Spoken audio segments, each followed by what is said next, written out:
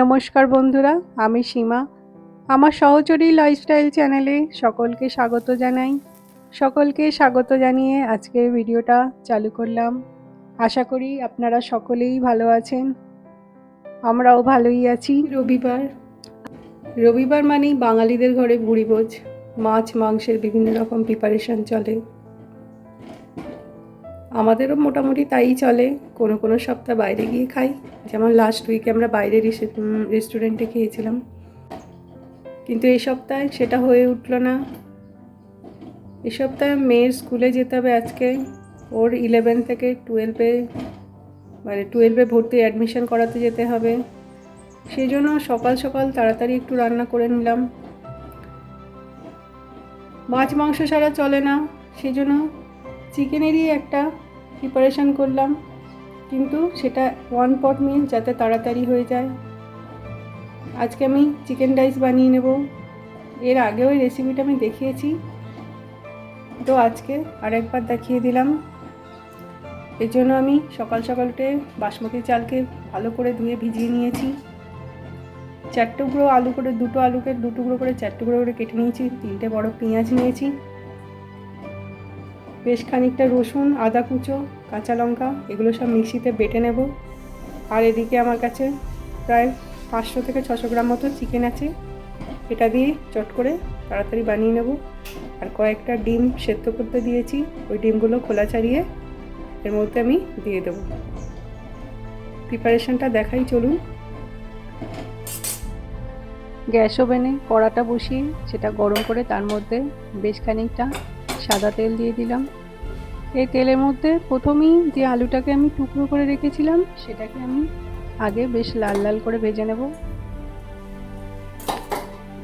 আজকে যে জন্য তাড়াতাড়ি রান্না করছি, আগেই বলেছি মেয়ের স্কুলে যেতে হবে। ব্যাঙ্গালোরের স্কুলের খরচ কীরকম হয় অনেকেরই হয়তো মনে এটা প্রশ্ন জাগতে পারে। আমার মেয়ে ছোট থেকেই নারায়ণ নিটেকনোতে পড়ে। এদের মোটামুটি ওই মাইনের লেভেল প্রায় 1 লাখ টাকা মতো প্লাস ক্লাস 6 থেকেই হয়। কেননা ওদের একটা স্পেশাল হচ্ছে, ওদের সিবিএসসি পড়ানোর সাথে সাথে ওদের যেই প্রিপারেশানটা একটা পার্ট ছোট করে সমানে 6 থেকেই শেখানো শুরু হয়ে যায়। এই জন্য ওদের স্কুলে চার্জটা একটু বেশি। নিটেকনো ধরনের সমস্ত স্কুলেই মোটামুটি এরকম ব্যবস্থা। ইতিমধ্যে আমার আলুগুলোকে আমি নুন আর হলুদ দিয়ে ভালো করে ভেজে নিয়ে ওটাকে কুকারের মধ্যে সেদ্ধ হতে দিয়ে দিলাম। ভাতের সাথে সেদ্ধ করলে আলুগুলো এখানে সেদ্ধ হবে না, আলুর সাইজগুলো একটু বড় আছে। অন্যদিকে কড়াই গরম করে তাতে তেল দিলাম, দিয়ে তাতে বেশ কিছু গরম মশলা দিয়ে দিলাম, যেমন লং, এলাচ, দারুচিনি, জায়িত্রী, স্টার আনিস, জায়ফলের একটু গুঁড়ো, কয়েকটা গোলমরিচ আর জিরে, তেজপাতা, এগুলো সমস্ত দিয়ে ভালো করে আমি ফোড়নটা নেড়ে দিলাম। ফোড়নটা থেকে হালকা করে নাড়া হয়ে গেলেই আমি তার মধ্যে পেঁয়াজ কুচনো দিয়ে দেব। পেঁয়াজ কুচনোটা একটু ভালো করেই ফ্রাই করতে হবে।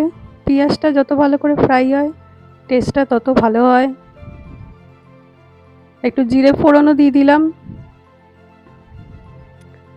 এরই ফাঁকে আমার মেয়ের 11th পড়ার খরচটা একটু বলি।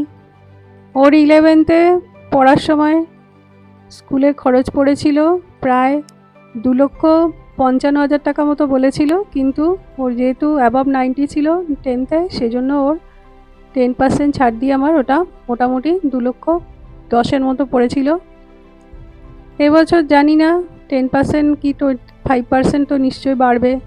বছর বছর মাইনে বাড়ে, টিউশন ফি তো বাড়বেই বাড়বে। আর এবছর তো আর ডিডাকশানের কোনো চান্স নেই। একটুবারে স্কুলে গেলেই বুঝতে পারবো কি অবস্থা হয়ে আছে। পেঁয়াজগুলো আমার খুব ভালোভাবে লাল লাল করে ভাজা হয়ে গেছে। এবার এর মধ্যে আমি চিকেনটা দিয়ে দেব। চিকেনটা আমার আগে থেকে ম্যারিনেট করা ছিল না, আমি ভুলে গেছিলাম আসলে করে রাখতে। চিকেনটা আমার আগের দিনই নিয়ে আসা হয়ে গেছিলো, তো সেই জন্য ভালো করে একটু ভেজে নিলাম। ম্যারিনেট করা থাকলে ভালোই হয়, কিন্তু যদি না করা থাকে ইনকেস, সেক্ষেত্রে আমরা ভালো করে ভাজলেও এটা ভালো টেস্টই আসে। আগেকার দিনে তো ফ্রিজ ছিল না, ম্যারিনেট করে কেউ রাখতো না, তখন তো ডাইরেক্ট নিয়ে এসেই ডিরেক্ট রান্না করা হতো। আমার চিকেনগুলো বেশ ভালো করে কষানো হয়ে গেছে। এরপর আমি এর মধ্যে আদা, রসুন আর কাঁচা লঙ্কাকে আমি একসাথে মিক্সিতে পেস্ট করে রেখে দিয়েছিলাম, ওই পেস্টটা দিয়ে আর একটু কষিয়ে নেব। যে কোনো রান্নায় মানে বিশেষ করে মাংস রান্নাতে ভালো করে একটু কষিয়ে নিতে পারলে তার টেস্ট দ্বিগুণ বেড়ে যায়।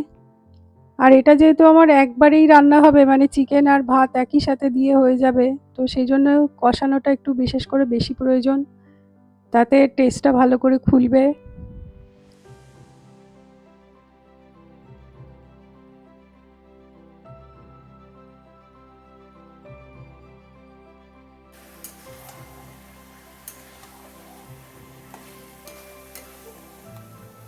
কতগুলো রেগুলারের মশলা দিয়ে দেবো। হলুদ,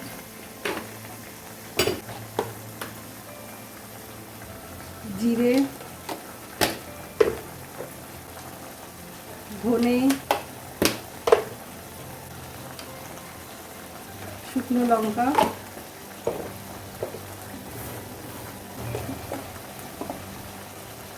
গরম মশলা,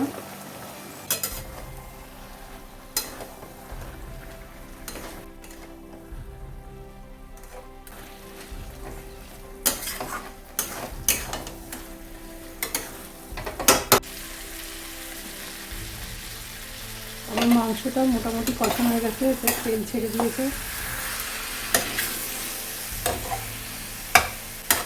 অন্যদিকে ডিমগুলোকেও খোলা ছাড়িয়ে ভেজে নিয়েছি। এবার এগুলোকে সব দিয়ে একসাথে কুকারের মধ্যে আমি দমে বসিয়ে দেবো।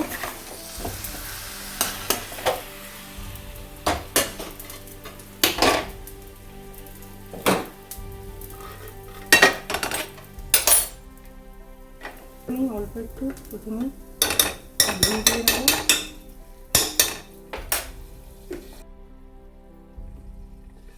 অল্প একটু জিরা,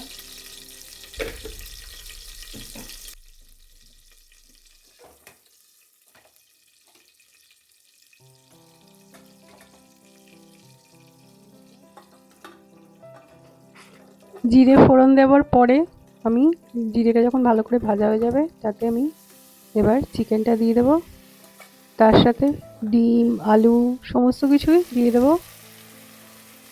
বাসমতি চাল যেগুলো ভিজিয়ে রেখেছিলাম সেগুলো দিয়ে দিলাম।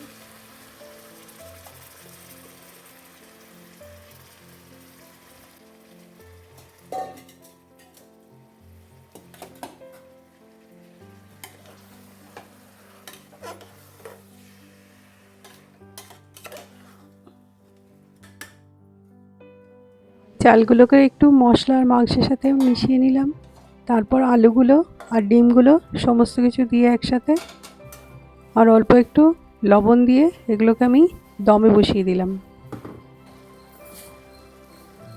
কন্টেনারের মশলা দেওয়া জলটা দিয়ে দেবো। 2 বাটি আমি চাল নিয়েছি, এই জন্য আমি 3.5 বাটি মতো জল দেবো।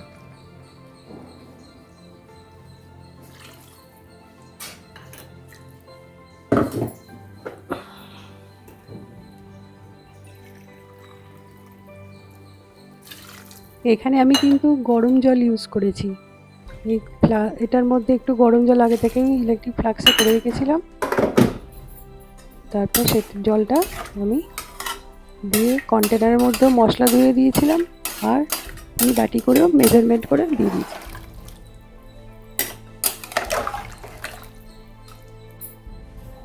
ভাতের জন্য আমি সল্ট দিয়ে দিলাম।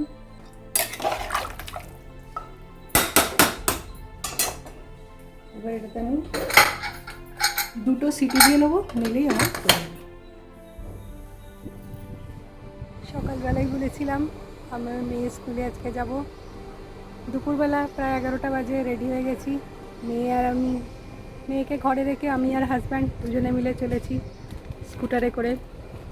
আমার হাজব্যান্ড একটু কাজে এদিকে গেছে, এইখানে স্কুটারের পাশে দাঁড়িয়ে আছি। এবার আমরা দুজনে রওনা দেব। আজকে স্কুলে অ্যাডমিশন করাতে হবে, আমাদের টাইম দিয়েছে 11:50। অলরেডি 11টা বেজে গেছে, জানি না কতক্ষণে পৌঁছাবো। দেখি গিয়ে ভর্তির ব্যবস্থাটা করে আসি।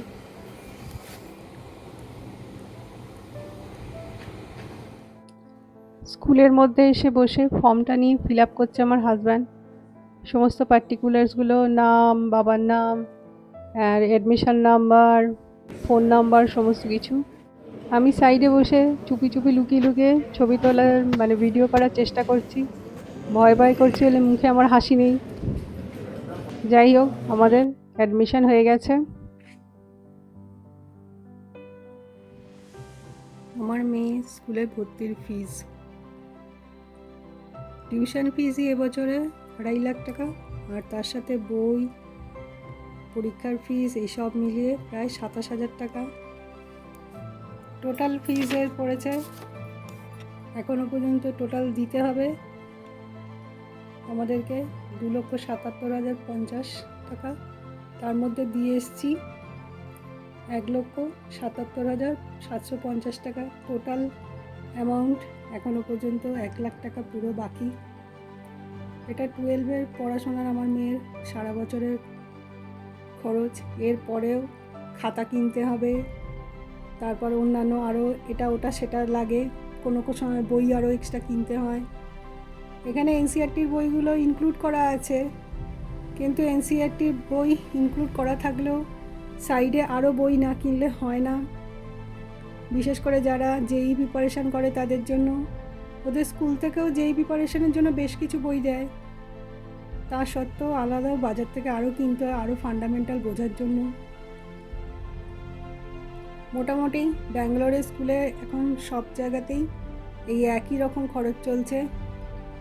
নারায়ণা ই টেকনো, চেতনাই টেকনো, এমপিএস, ডিপিএস সমস্ত জায়গাতেই মোটামুটি 11-12 ক্লাসে প্রায় 2.5 থেকে 3 লাখ টাকা খরচ হচ্ছে। এর বাইরে অনেকে করে নর্মাল কোনো স্কুলে ভর্তি হয়, তার সাথে এই অ্যালেন, টাইমস এইসবে ভর্তি হয়ে যায়, তাদেরও মোটামুটি দেখা গেছে এই একই রকম খরচ। ব্যাঙ্গালোরে সবচেয়ে সস্তায় খরচ, স্কুলের খরচ বলতে যদি কেউ কেন্দ্রীয় বিদ্যালয় বা এয়ারফোর্সের স্কুলে ভর্তি হতে পারে। এখন ওই সমস্ত স্কুলগুলোর অসুবিধা হচ্ছে, ওগুলো কেন্দ্রীয় মানে সেন্ট্রাল গভর্নমেন্টে যারা চাকরি করে তারা পায় চান্স, নয়তো এয়ারফোর্সে যারা চাকরি করে তারা ওতে চান্স পায়। আমাদের মতো যারা প্রাইভেটে চাকরি করে তাদের পক্ষে ওই স্কুলগুলোতে ঢোকা সম্ভব নয়, তাই খরচ মোটামুটি এরকমই চালাতে হয়।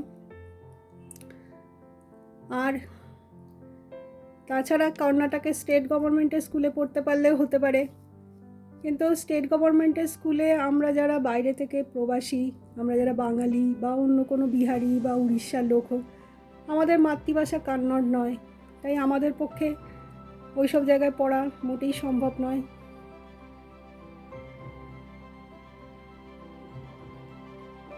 স্কুলের মধ্যে অ্যাডমিশন করিয়ে বই খাতা, মানে খাতা নয় বই নিয়ে বেরিয়ে এসেছি দুজনে মিলে, আমি আর হাজব্যান্ড দুজনে মিলে এবার বাড়ির দিকে যাচ্ছি। কত বই দিয়েছে দেখুন, প্রায় মনে হচ্ছে ওজনে 10 কিলোর বেশি হবে। আমি একা থাকলে তো তোলা খুবই কষ্ট ছিল, হাজব্যান্ড ছিল, ওই নিয়ে এসছে। একবার আমি ঘুরিয়ে আমার মেয়ের স্কুলের সারাউন্ডিংটার ভিডিও করে নিলাম। পিছনে স্কুলটা রয়েছে আর তার সামনে রয়েছে একটা গ্রাউন্ড, সেখানে অনেকে পেরেন্টস এসছে, ভর্তি করতে যারা এসছে তাদের সবার গাড়ি দাঁড়ি করানো রয়েছে। এরপর আমরা এই দুপুরের ঠাটা রোদে ঘরে ফিরে এলাম।